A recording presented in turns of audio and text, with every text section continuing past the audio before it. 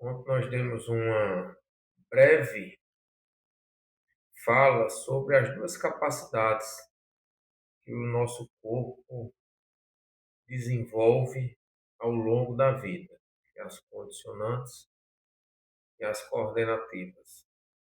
E fazendo esse paralelo dessas duas capacidades para a nossa realidade, com o trabalho de pré e pós-cirurgia e de reabilitação.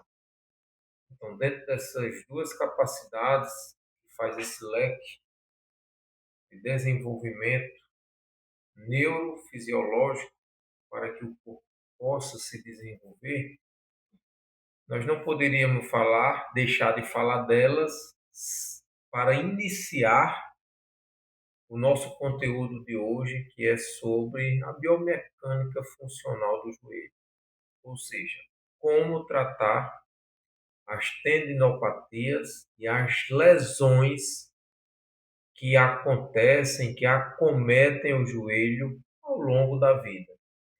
Nós já sabemos de algumas, né? Tem uma história que o médico diz o seguinte: se você não quiser ter artrose, morra antes dos 60 anos. Por quê? Porque todo mundo vai ter artrose no joelho. Todo mundo vai ter condromalácia no joelho. Todo mundo vai ter condropatia no joelho. Então, são tendinopatias que ao longo da vida vai ser inevitável. Mas pode minimizar os danos e os riscos através das capacidades coordenativas e condicionantes, a qual nós falamos ontem sobre elas.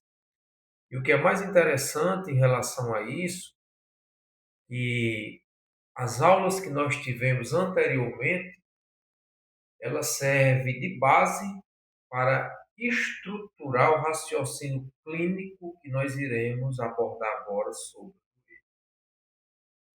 Então, rapidamente, na mente de vocês, no conhecimento de vocês, no dia a dia de vocês, com os clientes de vocês, dentro da academia, que a gente enxerga diversos tipos de atividades, de conhecimento, de exercícios. Quando uma pessoa fala assim, estou sentindo uma dor no joelho. De vez em quando a gente escuta isso, né? A gente passa assim no meio dos corredores. Os próprios clientes da gente vêm relatar para a gente mesmo também. Estou sentindo uma dor no joelho. Aí a gente pergunta, aonde? Não, onde é? Aí pega aqui, não, é na parte anterior, não, na parte lateral, não, na parte medial. Não, é quando eu vou agachar, não, é quando eu vou fazer a cadeira extensora. Enfim, essa fala, ela se repete todos os dias dentro da academia, dentro dos grupos de corrida, dentro dos boxes de treinamento. E como eu falei ontem, José Emerson, nós vemos numa cultura que nós só trabalhamos uma capacidade condicionante, que foi a força. Nós não trabalhamos, não tivemos mais afinidade, o desenvolvimento, um relacionamento melhor com as outras capacidades. A nossa cultura ainda ela é hoje muito enraizada dentro de uma capacidade condicionante que é a força.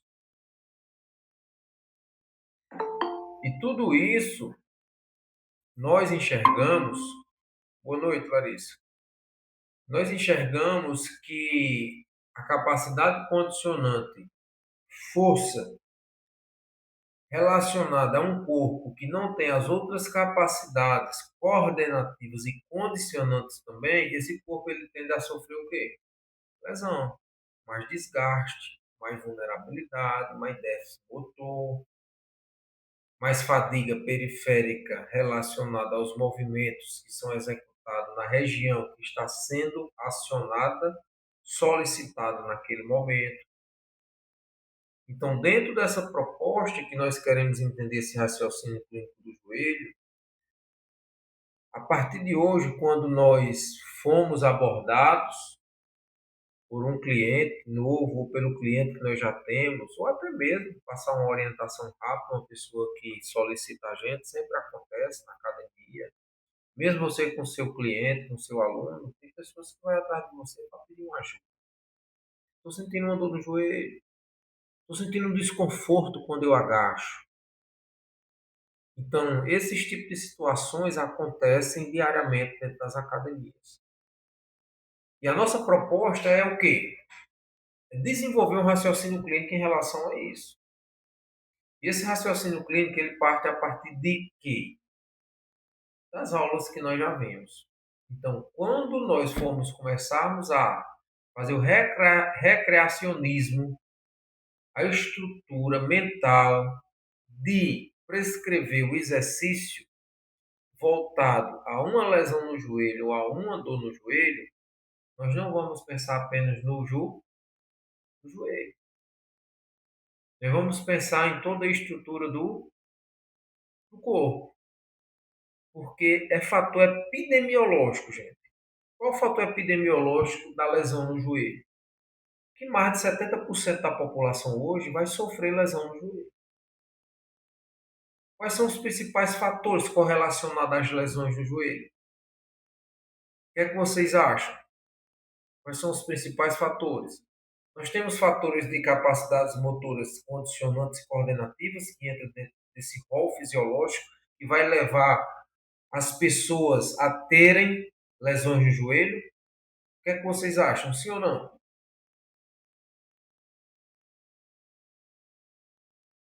Sim.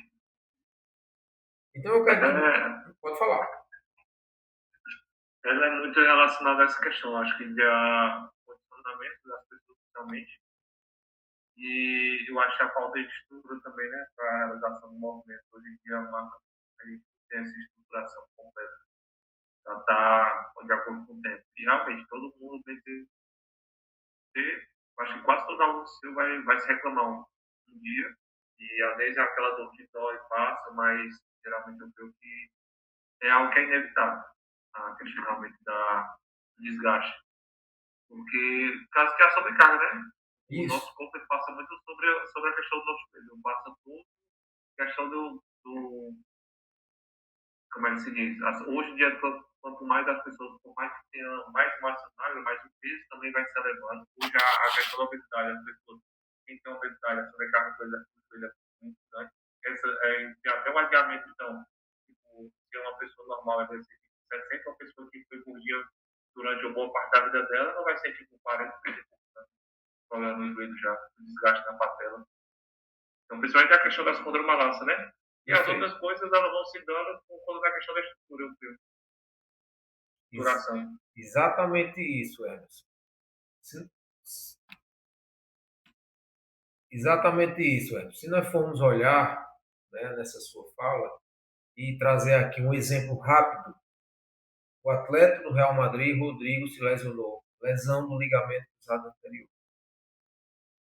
Mas se nós formos olhar a estrutura da lesão de Rodrigo e fazer aí uma análise, um diagnóstico, um prognóstico, Rodrigo já estava lesionado parcialmente desde 2020.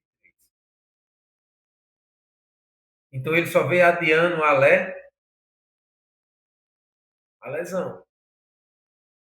Então, do mesmo jeito, gente, é uma pessoa que não é atleta de alta performance, mas é um indivíduo que realiza suas atividades diárias, as suas práticas esportivas, de acordo com a necessidade dela, o nível de aptidão física dela, e quando ela tem uma lesão, ela só vem adiando, parcialmente.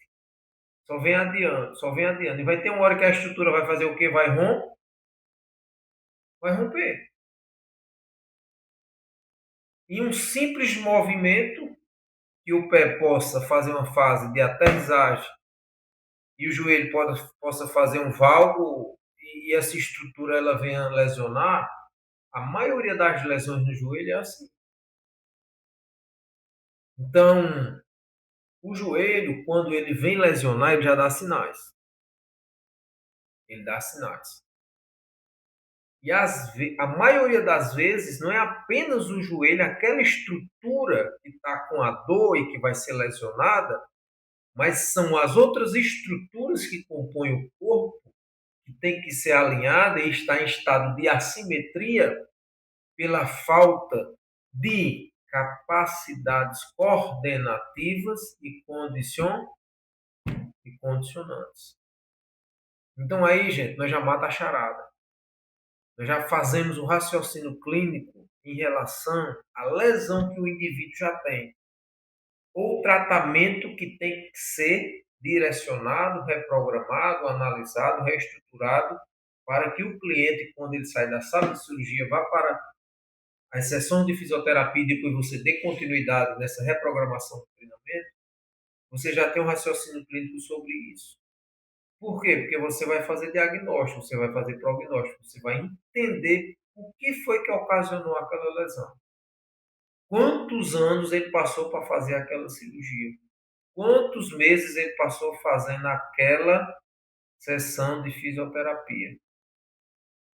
Se ele era atleta, se ele não era atleta, se ele corria, se ele não corria, se ele pedalava, se ele não pedalava, como foi essa lesão, se foi caminhando ou se foi só realizando as atividades práticas dentro da academia e só trabalhava uma capacidade biomotora, condicionante que era a força, não trabalhava as outras capacidades condicionantes e nem coordenativas. Então veja bem o leque mental que nós temos que realizar para poder fazer uma prescrição com mais segurança. Então veja por onde nós caminhamos para poder ir e chegar até o joelho.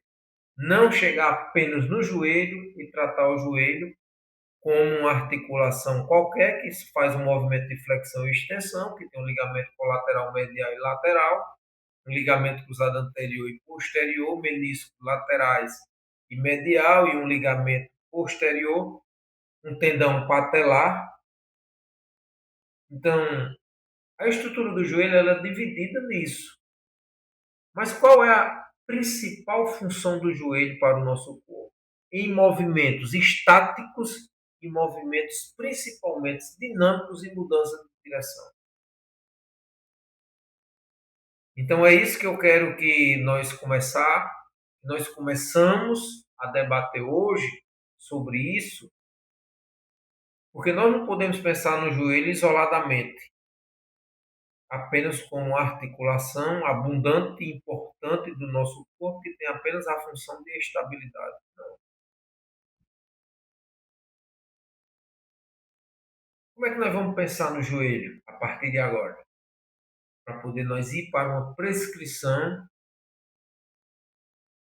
que tenha mais assertividade para poder diminuir os danos ósseos, musculares, articulares, tendíneos, ligamentares e fazer com que esse joelho funcione.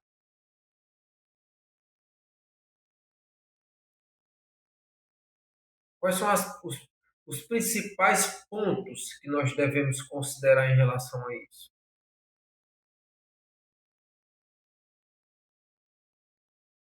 Deram uma olhada no artigo? Sim ou não, gente? O artigo que estava em português, que eu mandei dois. Eu dei uma olhada. Que ele falava da. Oh, meu Deus do céu. Da marcha. Cadê? Isso, da marcha. Eu dei uma olhada nele e dei uma olhada no outro, né? O outro era bem dizer um complemento deles, né? Isso. Todos dois era sobre a marcha. Complementando. Uhum. Então, é um artigo novo. Novo assim. Foi compilados vários artigos sobre uma revisão bibliográfica de estudo de vários artigos, aonde foi selecionado mais de 100 pessoas, uma amostra mais de 100 pessoas, que dentro dessa ideia central do artigo, né, foi formatada uma síntese, um documento relacionado às lesões do ligamento cruzado anterior, que afetam a coordenação motora durante a marcha. E o que a literatura científica revela sobre isso são os pontos essenciais organizados, né, para reorganizar, realinhar essa amostra de pessoas com deficiência do ligamento cruzado anterior E deixa eu só permitir aqui.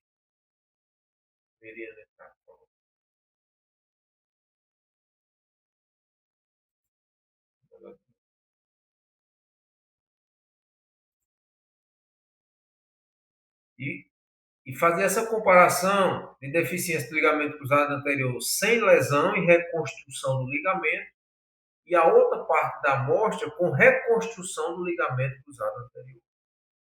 Então, foi uma revisão sistêmica que analisou uma pesquisa entre 1980 a 2010 sobre a coordenação motora dos membros inferiores durante a marcha, com essas duas população relacionada à amostra do estudo científico.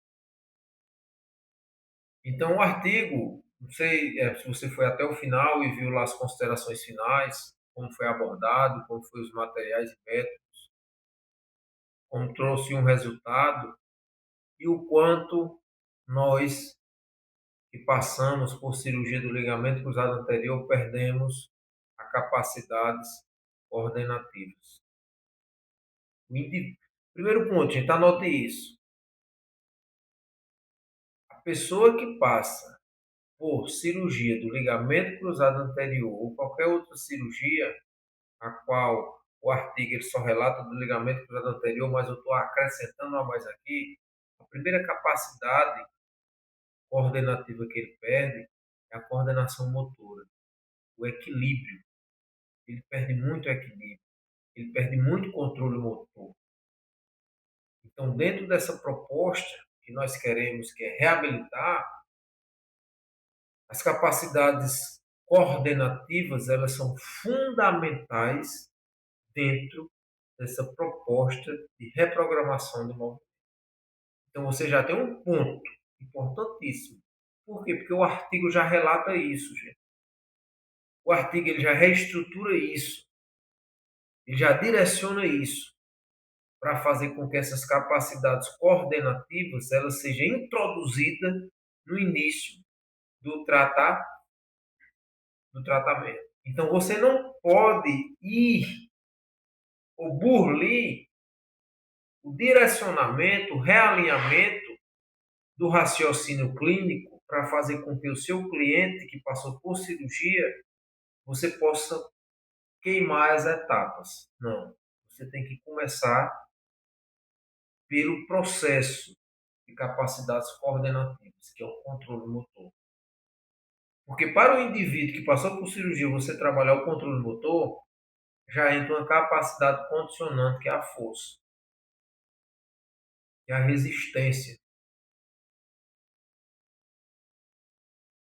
E até mesmo a potência, dependendo do nível de aptidão física que aquele indivíduo está.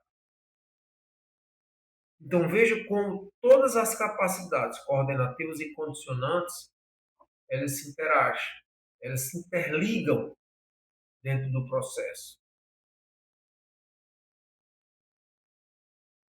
Alguma pergunta, gente? Estão acompanhando o raciocínio? Dá para entender como tudo segue um padrão base para poder se chegar dentro de uma programação de treinamento? Exemplo rápido, se chegar uma pessoa amanhã, pode falar. Inclusive fala até muito a questão que tu tinha falado antes, falou agora também, né? Que é a questão do, tipo, as pessoas que têm esse rompimento do ligamento afeta a questão do sistema nervoso central da pessoa. Principal ponto. Ali o sistema nervoso central já vai tentar operar, fazer você operar de outra maneira, tentando pegar, ajustar, tentando fazer com que o seu corpo se ajuste àquela nova realidade. Aí ele tem um comparativo das pessoas que ele tem um rompimento, mas tem a cirurgia, e as pessoas que não têm, né? Falando da questão da máscara, que a pessoa que não tem, ela mantém rígida, e as pessoas que fizeram a cirurgia, elas têm a RV, mas tem uma variação maior na questão, uma insegurança maior por causa dessa questão. E aí eu lembrei muito do que tu falou, que tem que ser trabalhado primeiramente a questão do sistema nervoso central, a questão da cabeça mesmo da pessoa primeiramente. Justamente isso. Justamente isso, Everson. Parte desse ponto, dessa linha de raciocínio. Gente, quem tiver com o celular livre, desocupado, manda uma mensagem no grupo e pede para a Meriana entrar. Marque ela aí no grupo, que ela deu um acesso aqui Vou mandar rápido. aqui. Deu um acesso rápido aqui, aí eu acabei não fazendo a permissão aqui. Mas manda aí para ela no privado, por favor. Outro ponto bem importante aqui do artigo. Emerson já deu o início aí. Então, recapitulando, a ideia central do artigo é a deficiência do ligamento cruzado anterior, lesão sem reconstrução. E a outra parte da amostra é a reconstrução do ligamento cruzado anterior pós-cirurgia. O objetivo é entender como a lesão altera a variabilidade da coordenação da marcha e se as técnicas usadas conseguem identificar quais são as fases do ciclo da marcha que estão comprometidas. Primeiro ponto, principais achados sobre a marcha após a lesão do ligamento cruzado anterior. É o padrão da marcha mais rígido. Então, veja bem, isso é importantíssimo, gente. Qual o primeiro ponto levantado depois da lesão do ligamento cruzado anterior? É o padrão da marcha mais rígido. Então, assim, e o que é o padrão da marcha mais rígido? Nós formos pensar um pouco, nós formos aqui, nós aprendemos que a fase da marcha ela tem dois ciclos. O ciclo da marcha, fase de apoio, fase de bar e fase de balanço. Mas se é um padrão da marcha rígido, quando se há uma reconstrução do ligamento cruzado anterior, não apenas o padrão da marcha relacionado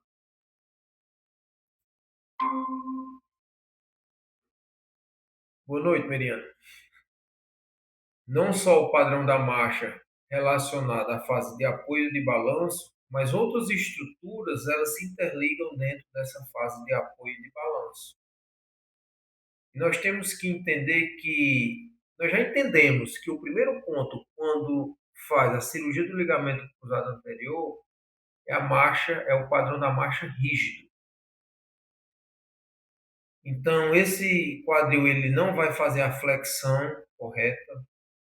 Essa fase de apoio, esse pé não vai entrar com qualidade para poder absorver essa carga. Essa estrutura ela vai estar comprometida tanto na fase coordenativa da marcha como na fase de apoio da marcha de estabilidade. Então, assim, são pontos que são levantados em apenas um ponto que o artigo dá, e se nós formos trazer para a realidade de um tratamento de reabilitação e de reprogramação do treinamento da pessoa que passou por cirurgia, não apenas do ligamento cruzado anterior, esse padrão motor ele é alterado, né? Assim, ou seja, ele entra em déficit. Então, quando o padrão motor é alterado, ele entra em déficit e faz o reverso, é como se desligasse as conexões, os neurônios, as proteínas que estão ali atuantes, as sinapses que se desenvolvem, que colam, que quando acontece a cirurgia elas se distanciam, ela tem que ser estimulada novamente. Aí a pergunta seria, Wesley, será que se recuperaria 100% esse padrão da marcha? Ou ficaria déficit motor mesmo realizando um tratamento de reprogramação de treinamento durante 12 meses? Esse padrão, será que dele fica alterado? O que, é que vocês acham?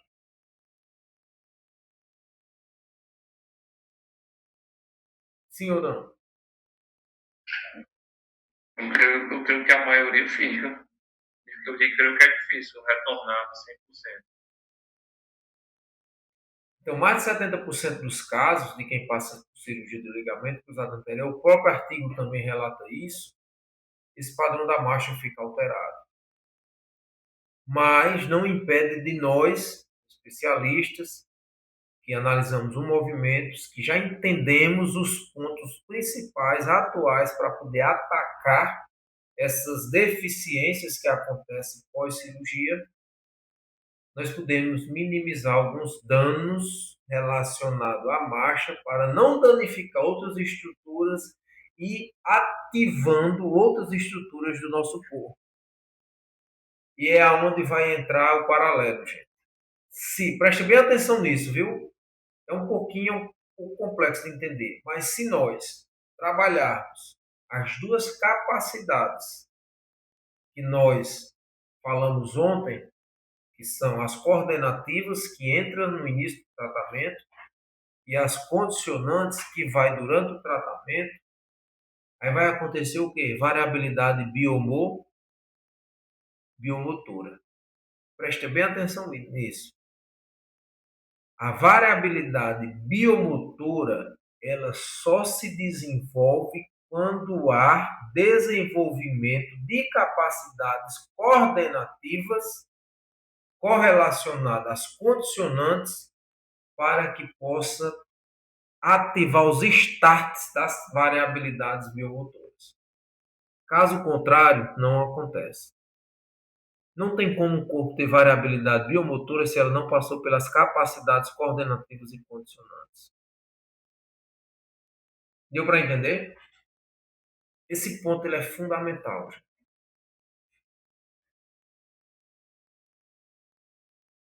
Então, talvez o indivíduo que tenha bastante dificuldade na marcha, mesmo passando por 12 meses de treinamento de alta performance de entrega, e ele ainda tenha déficit motor, mas você pode desenvolver outras capacidades biomotoras para que o corpo possa desenvolver variabilidades biomotoras e diminuir os riscos relacionados a essa incapacidade de marcha que esse indivíduo tem, que foi sobreposta através da cirurgia. Isso é sensacional, gente. Sabia isso na prática? Você estruturando isso na prática e vendo acontecer isso é algo surreal. Por que isso? Porque eu comecei a entender que mesmo um corpo com diversas limitações, você atacando outras capacidades coordenativas e condicionantes, esse corpo ele desenvolve as variabilidades biomotoras para minimizar os riscos e os danos relacionados à lesão. Agora, se você atua em apenas uma capacidade, o que é que acontece? Tem desenvolvimento de variabilidade biomotora? Tem como esse corpo desenvolver variabilidades biomotoras trabalhando apenas uma capacidade, condicionante e uma capacidade coordenativa? Não tem como. Porque nós já sabemos e entendemos, os artigos já mostrou que o déficit motor ele tem que estar atrelado e ligado ao desenvolvimento do sistema nervoso central. Que são os estímulos que nós fazemos no início de um tratamento.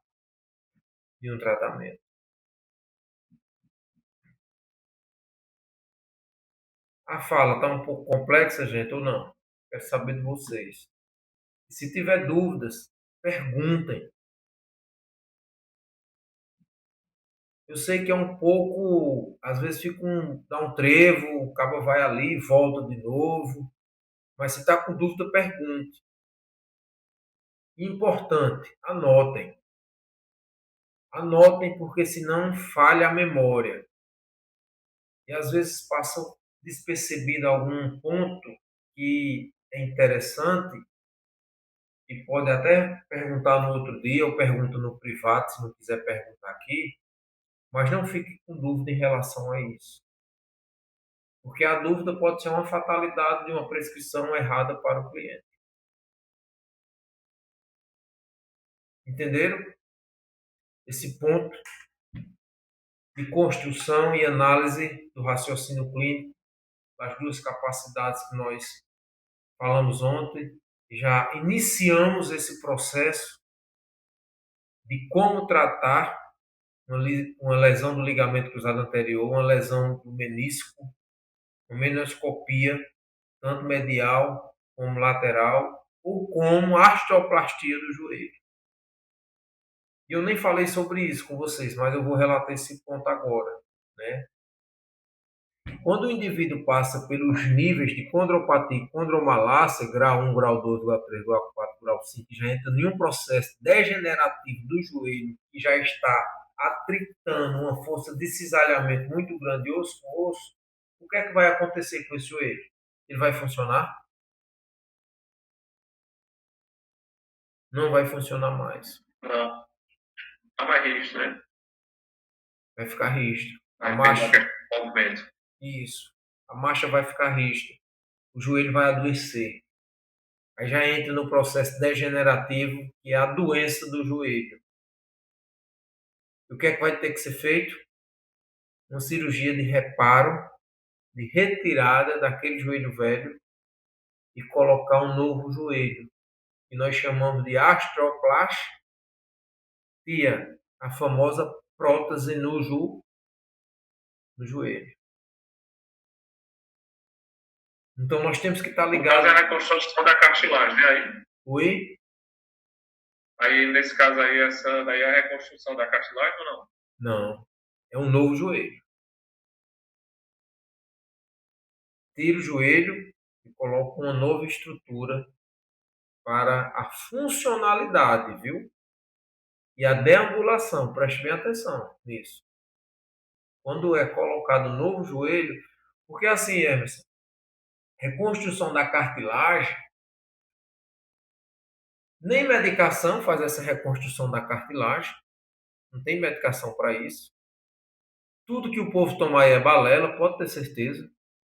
Não tem medicação para colágeno. Não existe. Quem plantou isso foi a indústria farmacêutica, pode ter certeza. A degeneração do joelho ela é contínua. O que é que tem que ser feito para minimizar os riscos e os danos? Trabalhando todas as capacidades coordenativas e condicionantes.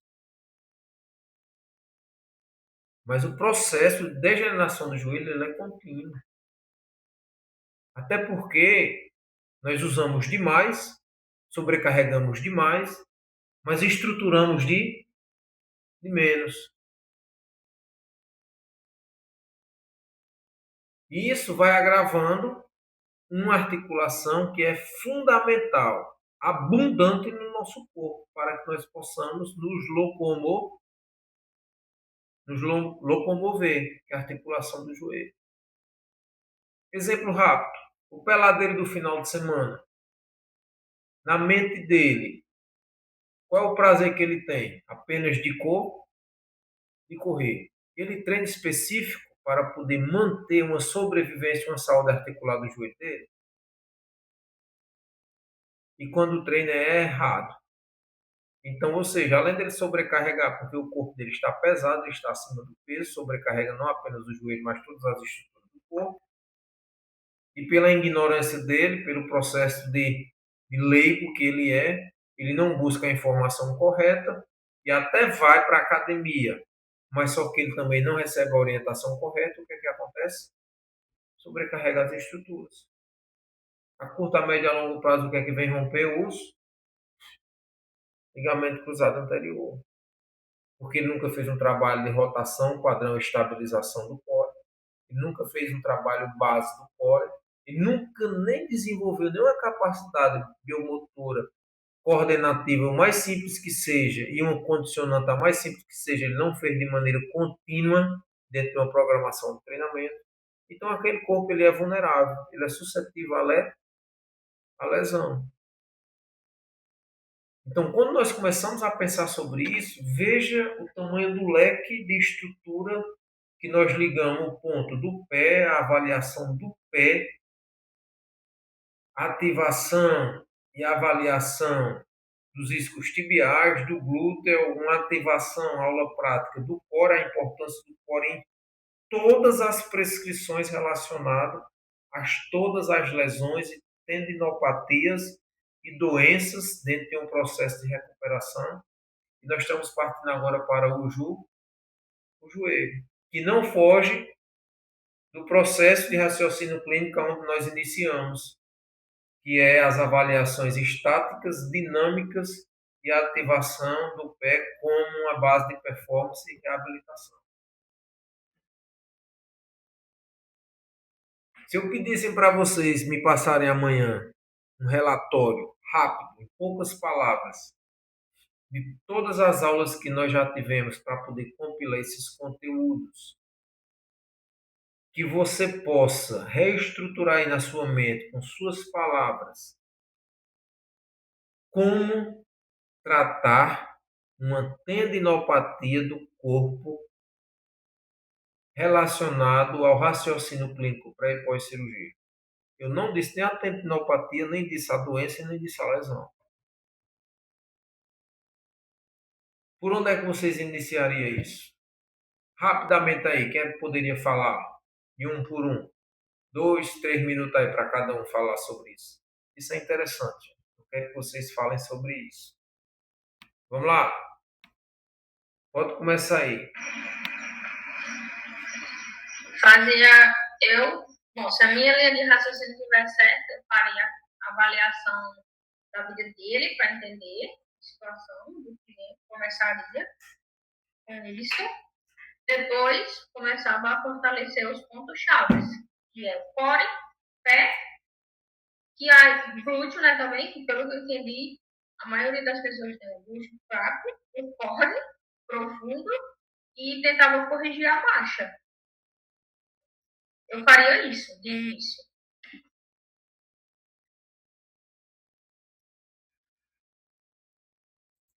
Perfeito, Larissa.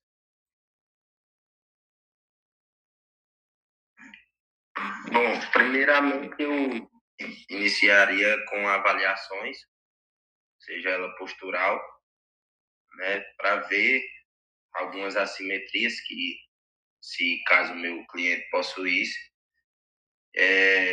Depois da avaliação, eu ia examinar, né, ia fazer uma anamnese com ele, se ele sentia dores ou alguma coisa do tipo, e procurar identificar, né, dores ou mais alguns problemas. E logo em seguida a gente ia, né, para a próxima etapa, que era tentar solucionar os problemas, né? Procurar saber, buscar, né, e fazer o diagnóstico, o prognóstico, e depois ir consertar, atrás da evolução da marcha, procurando os pontos-chave, que nem Larissa disse, né, de onde ele sente dores ou tem algum tipo de lesão. Perfeito, Emerson.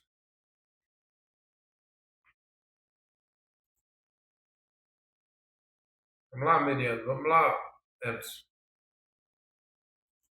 Quem mais?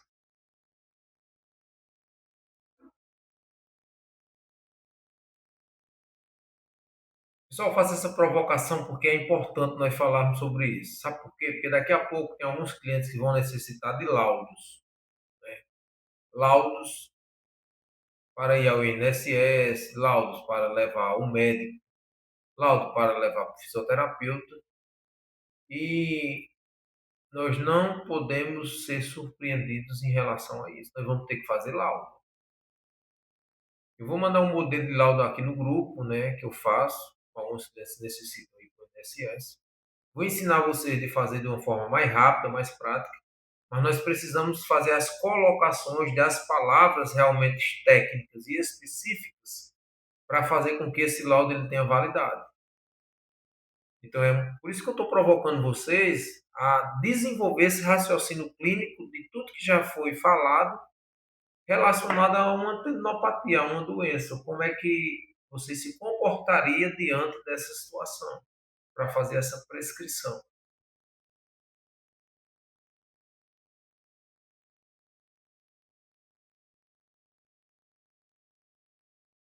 E lembrando que quinta-feira que vem nós temos podcast, viu? Eu já coloquei lá no grupo. Todos estão convidados a se fazerem presente. Quem quiser participar vai estar comigo na mesa, na bancada. É uma oportunidade de nós estarmos ali conversando com o médico, com o ortopedista, de estar entendendo mais ainda profundamente as lesões do ombro, as principais lesões que acometem o ombro, que é uma lesão, que é uma articulação abundante no nosso corpo e ao mesmo tempo vulnerável, pelo nível de complexidade que é o ombro e o multimovimentos que essa articulação faz. Então, é mais uma oportunidade que nós temos aqui dentro da nossa mentoria, estar próximo dos médicos. Nós temos que estar próximo dos médicos. Nós temos que estar falando essa língua. Por isso que eu estou provocando vocês em relação a isso. Porque uma boa resposta, mas melhor ainda, é uma boa pergunta, né? Nós temos que ter esse raciocínio em relação à pergunta. Por isso que eu estou provocando vocês em relação a isso. E partindo para o ponto aqui, da articulação do joelho, vou dividir aqui a tela rapidinho aqui com vocês. Pessoal, tentem olhar novamente lá o artigo. Olhem o artigo. Leiam esse artigo várias vezes. Se confronte com esse artigo, porque é o processo para poder a gente entender, junto com o que nós estamos estudando aqui, e tomar decisões corretas. Então, ler artigo científico, abre o campo, abre a visão, nos direciona e nos capacita. Então, enxergando aqui, ó, o joelho, nós começamos aqui ontem, ó, nesse ponto. Ó. Seu aluno tem hernia de disco? O que você faz quando ele tem hernia de disco? Ele tem condromalácia? A condromalácia impede o agachamento? Não sei. Treinar com dor é seguro? Sim ou não? Eu coloquei lá aquele PDF da dor, não coloquei lá no grupo com vocês para fazer aquela anamnese da dor, ligando cada ponto, tem lá as numerações que tem que ser colocadas, consideradas para fazer um diagnóstico e um prognóstico rápido em relação ao cliente. Eu coloquei lá um material sobre isso. Segundo ponto, anatomia biomecânica do joelho. Aí aqui tem um ponto bem interessante, ó, se vocês acompanham aqui. Ó. O joelho. Fêmur, tíbula, tíbia e patela. Articulação fêmuro-patelar. Fêmur, patela. Articulação fêmuro-tibial. Fêmur e tíbia. Cápsula articular em comum. O joelho ele é bem fácil assim de assimilar o que nós temos relacionado à estrutura óssea do joelho. Joelho, articulação, ela é interligada e composta pelo fêmur, pela tíbia e pela patela. Quando o cliente chega assim e pergunta onde é a minha tíbia, eu falo aqui de forma bem grosseira mesmo. Às vezes são muitos ossos no nosso corpo, mas quando nós temos mais contato com aquelas articulações, nós tendemos a melhor entendimento relacionado àquela articulação, não é assim? Quando nós executamos muito, fazemos muito exercício em cima dela, nós temos mais facilidade de absorver e de se conectar e ter um raciocínio relacionado àquela articulação. E o joelho não é diferente, gente. Então, o joelho, dentro da sua estrutura óssea, é joelho, o fêmur, a tíbia, a patela e a fíbula. A fíbula fica onde? Na região lateral da perna. Abaixo do osso do fêmur. E dentro dessas estruturas, nós temos as articulações. Que quais são? Fêmur patelar, que liga o fêmur e a patela. Nós temos a fêmur tibial, que liga o fêmur e a tíbia. E temos a cápsula articular em comum. Então, pensando dessa forma, o joelho ele subdivide em alguns pontos. Bem interessante. Então, acompanhando aí a figura rápida, dá para acompanhar bem de perto aí essa figura. Olha o vasto lateral bem aqui, ó. Colocando aqui em cima aqui, ó. Vasto lateral, vasto medial, ou o fêmur acima. Aqui nós temos o retículo lateral da patela, retículo medial, o ligamento patelar, nós temos a vista anterior do joelho. Nessa outra parte aqui nós temos o popito oblíquo, o ligamento popito arqueado, e nessa outra estrutura do joelho nós temos o ligamento colateral tibial, o ligamento colateral fibular. Vista anterior, vista posterior e vista anterior em flexão. Eu vou mandar esse material lá no grupo depois, para vocês darem uma olhada com mais profundidade. Eu vou passar rápido isso aqui, gente. Por que isso? Porque o que mais interessa para a gente, né, é entender a biomecânica funcional do joelho, é entender o sinergismo muscular do joelho. É importante entender as estruturas e as partes do joelho? Com certeza é importante, né? Mas eu não vou perder muito tempo em relação a isso aqui, porque eu vou dar esse material aqui a vocês. Eu quero que vocês olhem o material, estudem o material, vejam o material, tirem dúvida com o material junto com os artigos e as dúvidas tragam para cá mais complexas para poder a gente reestruturar esse conhecimento e reorganizar e transformar ele em raciocínio clínico. Porque o nosso principal objetivo aqui da nossa mentoria é raciocínio clínico, é pensar de dentro para fora, da estrutura do corpo. E nessa outra figura aqui, ó, nós temos o ligamento, temos o menisco femoral posterior, tendão popito, menisco medial, menisco lateral. E aqui nós temos alguns pontos mais internos do joelho. Nós temos o ligamento cruzado anterior, que fica bem aqui, ó, dentro dessas regiões, tem dois pontinhos aqui vermelhos ligados. Nós temos o ligamento transverso do joelho, menisco medial em uma parte interna do joelho. Então, todas essas estruturas, quando estão lesionadas, nós temos que ter esse raciocínio clínico bem apurado, bem direcionado, bem assertivo. Por quê? Porque um joelho inflamado, um joelho com condromalácia, amolecimento da patela, ele já está num estado degenerativo muito alto. E nós sabemos que a degeneração da patela, ela não se regenera mais. Se a patela começar a se degenerar, atritar, aquele ruído, como se tivesse areia dentro, ela não tem mais aquela estrutura que algumas pessoas dizem que ela vai voltar a ter, não. Não vamos mentir para os nossos clientes. Uma vez condromalácia, é minimizar os danos ativando as capacidades coordenativas e condicionantes de maneira correta, de acordo com a necessidade, mas fisiologicamente falando, essa patela não vai ter mais regeneração. Não.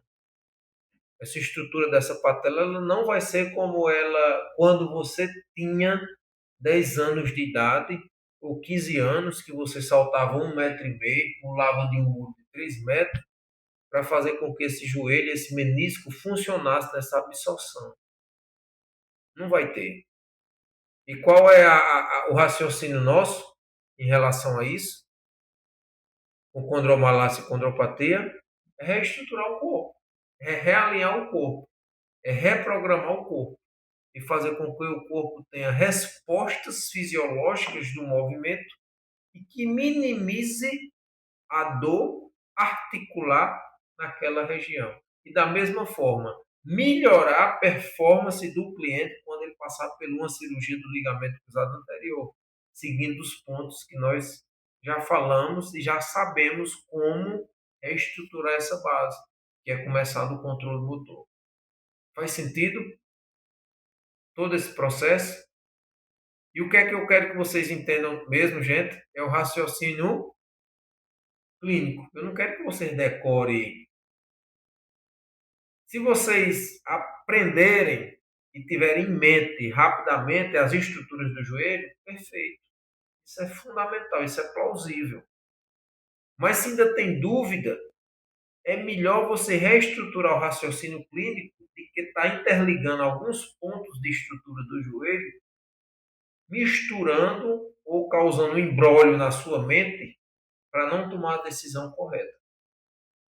É melhor pensar no raciocínio clínico, porque as estruturas do joelho depois você pode olhar ou você pode estudar novamente, porque está em livro, está em artigo, está em materiais de PowerPoint, tem outros locais de materiais que pode ser reorganizado isso. Agora, o seu raciocínio clínico não. É você e você. Tem que reestruturar esse raciocínio para poder tomar a decisão correta. É importante saber a função do menisco? É importante saber a função do menisco. A função do ligamento é importante saber a função do ligamento. Porque nós sabemos que o ligamento cruzado anterior, quando ele é rompido, algumas capacidades coordenativas elas são limitadas. Exemplo, quais são as capacidades coordenativas que são limitadas quando o indivíduo passa por uma lesão do ligamento cruzado anterior? Alguém pode ajudar aí em relação a isso?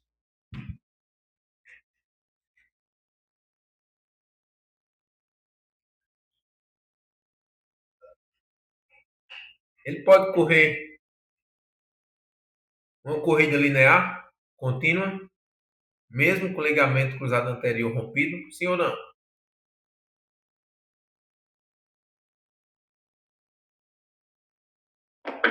Ele não pode estar fazendo muita variação, né? Tipo, mudança brusca de direção. Pronto. Um ponto. Um fator negativo. Quem passou por cirurgia do. Quem passou não. Quem tem a lesão do ligamento cruzado anterior e ainda não fez a reconstrução do ligamento cruzado anterior, ele não pode fazer movimentos rotacionais que gerem uma sobrecarga no centro de massa que possa comprometer a estrutura do joelho. Ou seja, mudança de direção e brusca não pode ser feita. Mas ele pode correr em linha reta, contínua, sim ou não? Com ligamento rompido. Acredito que se ele tiver. Eu acho que ele consegue, que acho que ele consegue fazer a. Ele consegue caminhar. Agora, se ele estiver bem estruturado, ele consegue fazer a corrida. Ele não vai ter um desenvolvimento como que teria se tivesse normal. E mesmo quando reconstruído, porque ele não vai ter, porque acho que ele vai ter aquela perna sobrecarregando, certo? Provavelmente ele vai jogar uma sobrecarga maior na perna para compensar, para fazer a compensação. Então, mas ele vai conseguir fazer a corrida. Ele vai conseguir, eu acho que eu creio que é isso. Ele consegue, porque se ele consegue andar de uma forma tranquila, ele consegue fazer a corrida, mas aquela corrida rígida, tem que falar na questão do artigo. Exatamente. Então, dois pontos fundamentais que nós temos que entender e não esquecer mais.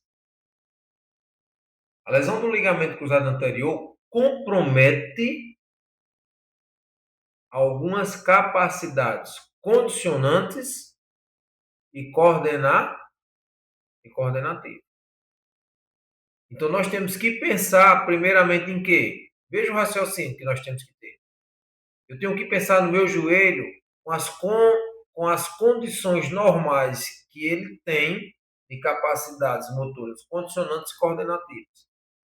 Então, poxa, um joelho bem, um joelho saudável, não tem nenhuma lesão, ele tem todo o domínio de desenvolver todas as capacidades coordenativas e condicionantes. Não é assim? Mas quando o joelho está lesionado, mesmo sem nós sabermos o diagnóstico, nós já entendemos que esse joelho não tem capacidade de desenvolver algumas condicionantes e coordenativas.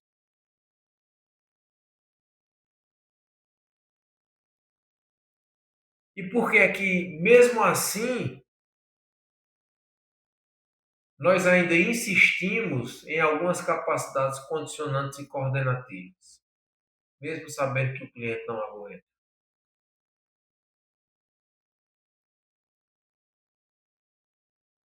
Repito, o joelho ele vai se degenerar, pode ter certeza. Mas ele pode minimizar esse risco de degeneração precoce. E para poder atuar isso, o que é que nós temos que fazer? Para não esquecer mais, inculcar mesmo aí na cabeça, trabalhar as capacidades coordenativas e condicionantes. Principalmente da base. O pé como performance e reabilitação e aumentar a estabilidade de centro de massa do corpo, quando haver deslocamentos e padrões rotacionais que possa causar desequilíbrio, essas musculaturas ela possam ser acionadas e desenvolver o que, gente, que eu falei? Depois que desenvolve capacidades coordenativas e condicionantes, qual é o outro processo que o corpo se desenvolve? Vamos lá. Alguém notou aí? Vá. Questão da Variabilidade. performance. Isso, a performance, ela está dentro, Edson. Mas ela desenvolve o quê? Né? As variabilidades biomotoras. Por quê? Porque o nosso corpo ele é uma biblioteca de exercício. Ele tem um HD de exercício no nosso corpo. Ele tem uma estrutura de exercício no nosso corpo. Mas ele só vai se desenvolver se alguém fizer com comandos. Dando starts. Estimulando. Aí ele vai se desenvolver. Enquanto trabalhar só em uma capacidade, seja condicionando ou coordenativa, esse corpo vai ficar deficiente. Seja em pré-cirurgia ou em pós-cirurgia. Perfeito, gente? Deu para dar uma clareada, deu para abrir uma lacuna aí realmente na mente em relação a isso. E entender que é melhor ter um desenvolvimento do raciocínio clínico de querer decorar algumas articulações do corpo ou alguma importância que tem a articulação do corpo. Realmente abriu uma lacuna de dúvidas. Mas é bom quando tem dúvida. É bom quando tem dúvida. É, porque realmente a gente vai ter que buscar, né? Priorizar, como você falou, entender como é esse raciocínio. Porque, pelo que eu estou entendendo, independente da patologia, tem que prevalecer, a gente tem que priorizar as capacidades. Isso. Independente se for tornozelo, ombro. Então,